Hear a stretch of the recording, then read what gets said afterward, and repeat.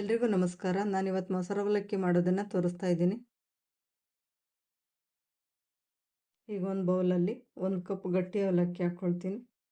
ನೀರು ಸೇರಿಸ್ಕೊಂಡು 2 ರಿಂದ 3 ಸರಿ ಚೆನ್ನಾಗಿ ತೊಳೆದಿಟ್ಕೊಳ್ಬೇಕು.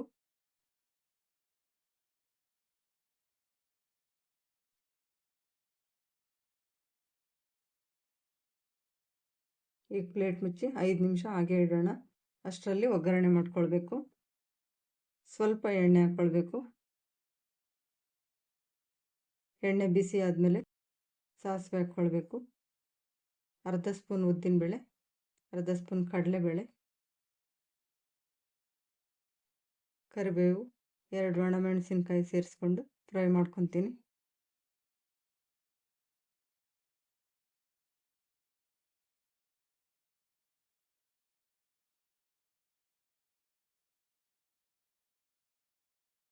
ಅವಲಕ್ಕಿ ನೆಂದಿರೋದು ಸ್ವಲ್ಪ ಮಿಕ್ಸ್ ಮಾಡ್ಕೊಳ್ಬೇಕು.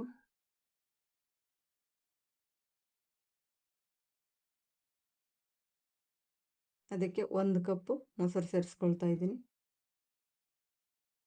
ಅರ್ಧ ಕಪ್ ಹಾಲು ಸೇರಿಸ್ಕೊಳ್ತಾ ಇದ್ದೀನಿ. ಗಟ್ಟಿ ಅನಿಸಿದರೆ ಇನ್ನೂ ಅರ್ಧ ಕಪ್ಪು ಮೊಸರು ಹಾಕ್ಕೊಳ್ಬೋದು. ಇದನ್ನೆಲ್ಲ ಚೆನ್ನಾಗಿ ಮಿಕ್ಸ್ ಮಾಡ್ಕೊಳ್ಬೇಕು.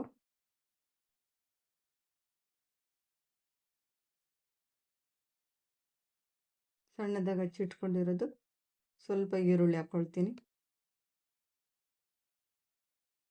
ಕೊತ್ತಂಬರಿ ಸೊಪ್ಪು, ಹಸಿಮೆಣಸಿನ್ಕಾಯಿ, ಸ್ವಲ್ಪ ದಾಳಿಂಬೆ ಸೇರಿಸ್ಕೊಂಡು ಈಗ ಒಗ್ಗರಣೆ ಮಾಡಿ ಇಟ್ಕೊಂಡಿರೋದು ಹಾಕ್ಕೊಳ್ಬೇಕು.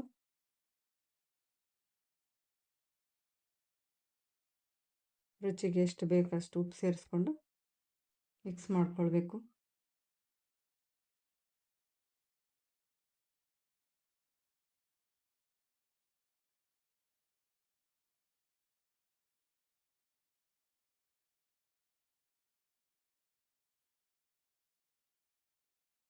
ತುಂಬಾ ಸುಲಭವಾಗಿ ಮೊಸರು ಅವಲಕ್ಕಿ ಮಾಡ್ಕೊಳ್ಳೋದು ನೋಡಿದ್ರಲ್ಲ. ಈ ರೆಸಿಪಿ ಇಷ್ಟ ಆದರೆ ಲೈಕ್ ಮಾಡಿ, ಸಬ್ಸ್ಕ್ರೈಬ್ ಮಾಡಿ. Thank you.